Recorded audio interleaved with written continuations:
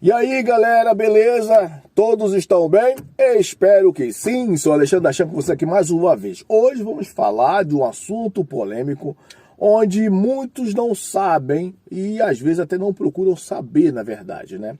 Muitos se perguntam, por que eu me dediquei mais o tempo à defesa pessoal, explorando mais esse lado da sobrevivência em meio urbano do que totalmente a luta em si, o combate em si, a tática de combater desportivamente, né, por exemplo, em competições e tudo mais. Pois bem, eu vou dar uma explicação geral para vocês de como isso aconteceu, essa mudança, essa transição na minha vida. Muito se avançou nos estudos nos anos, né, seguinte e tal, quando se trata de lesões.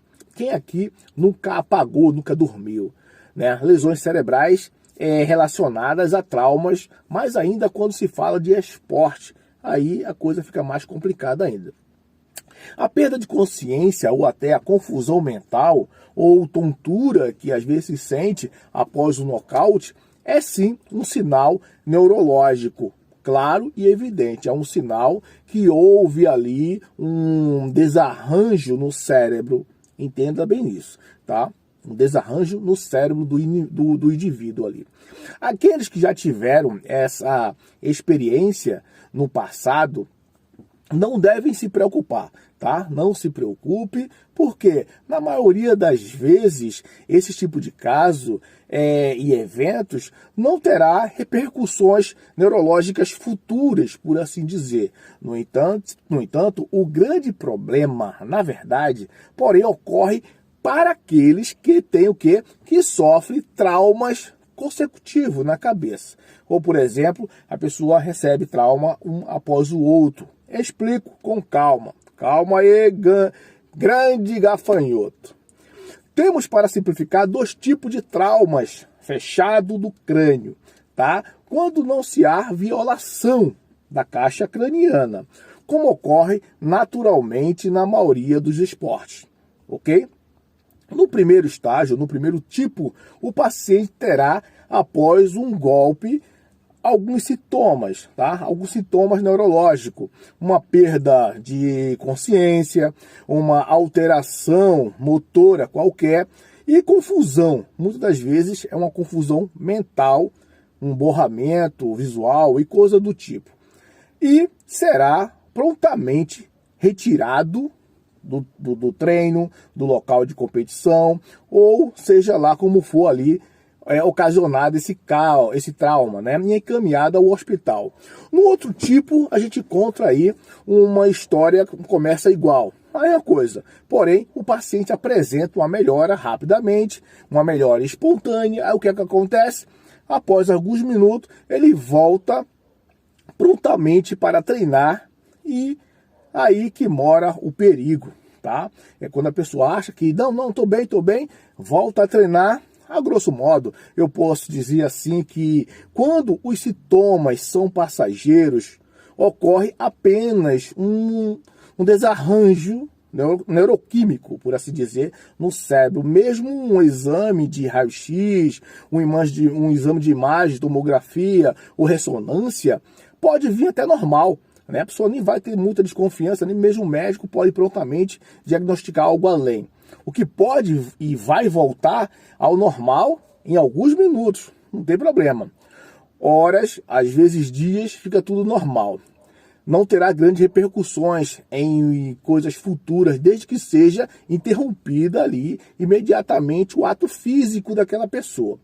Isso porque, se o primeiro trauma não é de grande relevância, aí onde está, como eu já falei, o problema. O segundo trauma, na vigência desse desarranjo, aí provocado por um primeiro impacto, uma porrada, um soco ou uma queda, pode levar a lesões neurológicas graves, até a morte, por assim dizer, tá bom? Por isso que médicos insistem tanto em dizer que o jogador, o lutador, seja como for, que tem aí o primeiro golpe, coisa parecida com sintomas neurológicos, ele pause, tá? Não retorne aí às atividades logo em seguida.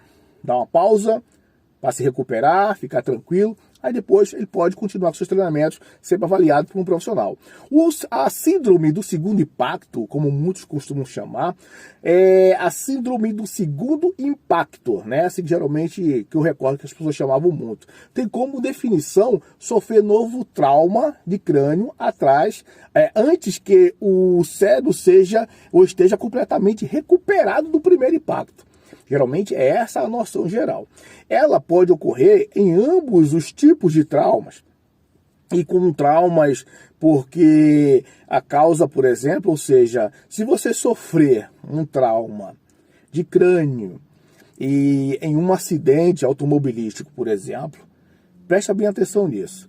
Pode ter uma síndrome mais enraizada no segundo impacto ao, por exemplo, ir jogar futebol. Você teve um acidente e tal, teve um impacto ali, aí depois, logo após, você pega e vai jogar um futebol e tem um impacto ali. No entanto, o termo de frequência é mais comum que a síndrome do segundo impacto seja relacionada, né, a concussões cerebrais leves, como um primeiro trauma. Tá? Como o primeiro trauma, assim falando. Porque, nestes casos, tem-se menos cuidado, né? As pessoas têm menos cuidado e a pessoa tem a tendência a retornar aos esportes assim rapidamente, porque não está sentindo mais nada, acha que está tudo bem. E aí, antes da completa recuperação cerebral, ele volta às suas atividades normais. E aí, né, como eu falei antes, é aí onde está o perigo. Comecei a me interessar muito por esse assunto logo em 2001, que quando fui campeão brasileiro de Muay Thai. Era um atleta profissional, lutava Muay Thai, boxe tailandês na época, para quem se lembra, lutava pela isca, pelo Waco, lá em Jundiaí, São Paulo. Foi quando eu fui fazer essa competição, que era um campeonato brasileiro. Quando em combate com o meu adversário, consegui acertar um chute aí na altura da cabeça. Vou ver se acho o vídeo aí na internet aí e mostrar para vocês, que é uma das minhas últimas lembranças de competições desportivas. E isso ele apagou, ainda em pé, caindo de costas. Sua situação não ficou muito legal e procurei saber mais sobre esse assunto, sobre esse lutador, o que é que tinha ocorrido, mas não tive boas respostas, né?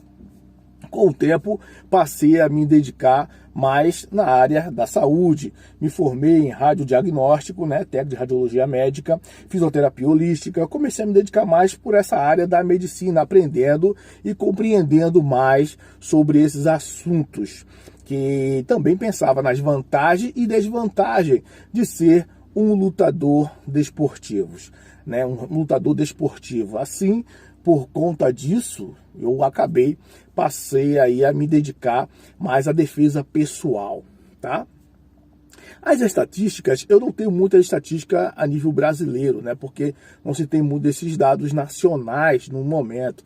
Mas falam que aproximadamente 5, né? 1 a cada 5 atletas terão pelo menos aí uma concussão durante uma temporada, né? Uma temporada de competições, de desportiva. Estima-se que até estes números sejam ainda maiores dentre os jogadores e profissionais de uma forma geral. Quanto às alterações psiquiátricas, elas são, como dizer assim, controláveis, né? Desde que logicamente, corretamente, rapidamente e prontamente diagnosticada. Esse é o problema.